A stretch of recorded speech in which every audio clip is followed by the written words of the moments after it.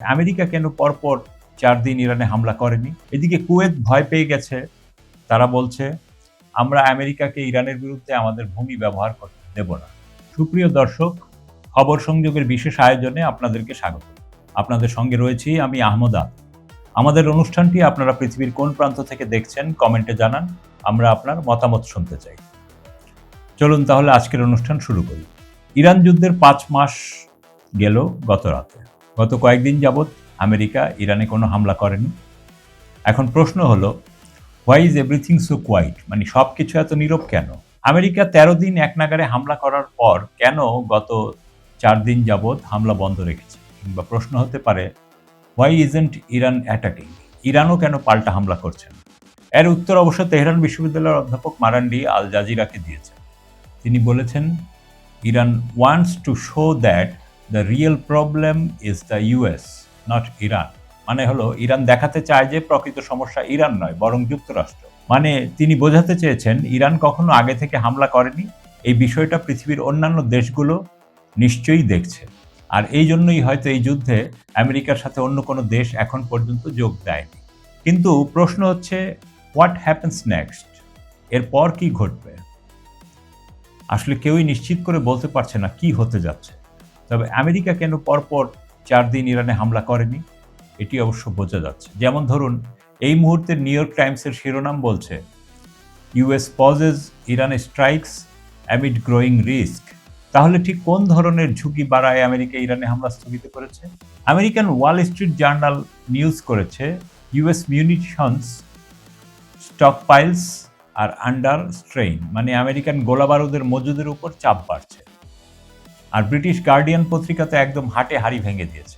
তারা রিপোর্ট করেছে, US strikes were paused after military officials warned about dwindling munitions and exhausted target list. মানে সামরিক কর্মকর্তারা গোলাবারুদের মজুদ কমে আসা এবং সম্ভাব্য লক্ষ্যবস্তুর তালিকা প্রায় শেষ হয়ে যাওয়ার সতর্কবার্তা দেওয়ার পর যুক্তরাষ্ট্র তাদের হামলা স্থগিত করেছে। অর্থাৎ পরিষ্কার বোঝা যাচ্ছে, আমেরিকা এবং ট্রাম্প এই মুহূর্তে দিশেহারা। কি করবে কিছুই বুঝে উঠতে পারছে না। এর সাথে যুক্ত হয়েছে ইয়েমেনের প্রতিরোধ যোদ্ধারা বাব আল মানদেব প্রণালী সৌদির জন্য বন্ধ করে দিয়েছে।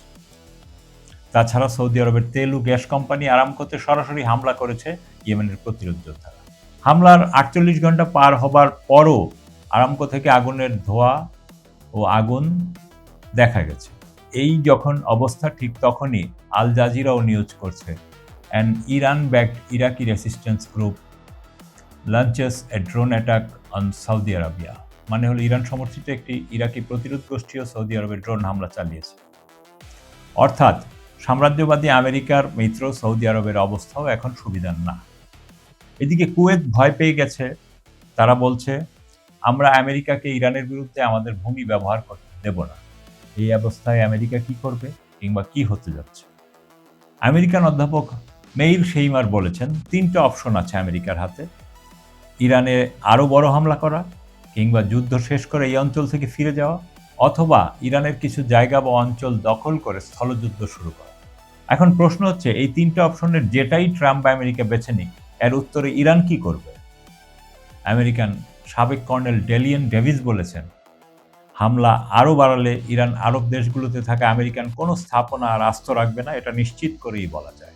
আর যদি ইরানের কোনো জায়গা বা দ্বীপ দখলে নেয়, ব্রিটিশ ভূরাজনীতি বিশ্লেষক অধ্যাপক মাইকেল ক্লার্ক বলেছেন, most American soldiers will return home in body bags.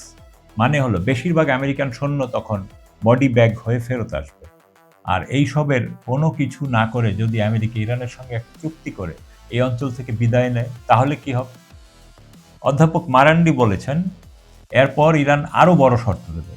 আগের চুক্তির, মানে আগের যে এমওইউ হয়েছিল, তার সাথে আরও অনেক শর্ত জুড়ে দেওয়া হবে। ইসরায়েলকে ফিলিস্তিনের যে মিশর সংলগ্ন উপত্যকা এলাকা ছাড়তে হবে। সৌদি আরব ইয়েমেনের উপর যে অবরোধ দিয়ে রেখেছে সেটাও তুলে নিতে হবে। অর্থাৎ ট্রাম্প এবং আমেরিকা এখন যে পথেই যাবে, সেই পথই ট্রাম্পকে শোচনীয় পরাজয়ের দিকেই নিয়ে যাবে। আপনাদের জানিয়ে রাখি, গত কয়েকদিন ধরে সিএনএন রিপোর্ট করছে, পেন্টাগন ইরান যুদ্ধে আমেরিকান সৈন্য হতাহতের সংখ্যা নীরবে বাড়িয়েছে। এই নিয়ে এখন আমেরিকার রাজনীতি উত্তপ্ত অবস্থায় আছে।